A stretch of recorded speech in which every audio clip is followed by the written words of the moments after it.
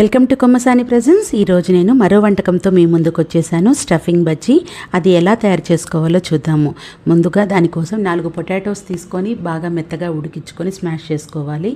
తర్వాత దానిలోకి ఉప్పు, కారం, పసుపు, అలాగే సన్నగా తరిగి పెట్టుకున్నటువంటి ఉల్లిపాయలు, సన్నగా తరిగి పెట్టుకున్నటువంటి కొత్తిమీర, కొంచెం గరం మసాలా, అలాగే 2 పచ్చిమిర్చిని కూడా సన్నగా తరుక్కొని పెట్టుకోవాలి. ఇవన్నిటిని కూడా ఒకదాని తర్వాత ఒకటి మనం బౌల్లోకి వేసేసుకోవాలి. ఆ తర్వాత 2 టేబుల్ స్పూన్ల శనగపిండిని కూడా యూస్ చేయాలి ఇక్కడ. అవి కూడా వేసేసుకొని మొత్తం కూడా ఇవి చక్కగా కలిసే వరకు చక్కగా కలుపుకోవాలి. కలుపుకొని ఈ పక్కన పెట్టుకున్న తర్వాత ఈలోపు మనము స్టవ్ మీద ప్యాన్ పెట్టేసి 3 టేబుల్ స్పూన్ల వరకు ఆయిల్ వేసేసుకొని ముందు ప్యాన్ని వేడి చేసేసుకుందాము. ఇక్కడ నేను లావుపాటి మిరపకాయలు తీసుకున్నాను. ఇవి ఇప్పుడు అన్ని సీజన్లలో దొరుకుతున్నాయి. లేదనంటే మీ దగ్గర ఇవి అవైలబిలిటీలో లేకపోతే కొంచెం లావుగా ఉన్న మిరపకాయలు ఏవి ఉన్నా కానీ తీసేసుకొని దాంట్లో ఉన్న గింజల్ని కూడా రిమూవ్ చేసేసుకోవాలి.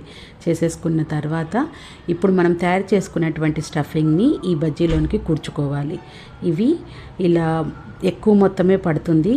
మీరు ఇంకా దీంట్లోకి ఇంకేదైనా యాడ్ చేయాలి, ఇంకా వేరే వెజిటేబుల్స్ ఏవైనా యాడ్ చేయాలి అనుకుంటే కూడా చేసేసుకోవచ్చు. ఇక్కడ నేను 4 మిరపకాయలు తీసుకున్నాను. వాటన్నిటిలో కూడా మొత్తం స్టఫింగ్ రెడీ చేసేసుకున్న తర్వాత ఈలోపు మనకు పెనం వేడెక్కుంటుంది.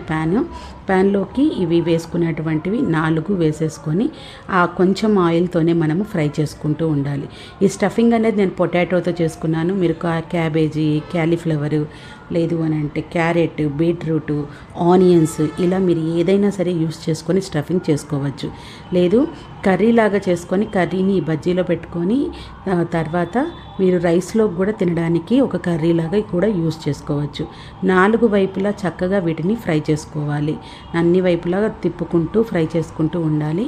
ఫస్ట్ మనం కంప్లీట్ అయిపోయిన తర్వాత ప్లేట్లోకి తీసుకున్నప్పుడు మెత్తగా అనిపిస్తాయి. కొంచెం చల్లారితే గట్టితనం అనేది వస్తుంది. ఏ డిష్లోకైనా బాగుంటుంది. అన్ని పులుసు కూరలు, పప్పుచారు, సాంబారు, పచ్చి పులుసు ఇలా దేంట్లోకైనా సరే సైడ్ డిష్గా రొటీన్గా వడియాలు, అప్పడాలు, బజ్జీలు కాకుండా ఇలా తప్పకుండా ట్రై చేయండి. తప్పకుండా అందరూ బాగుంది అంటారు.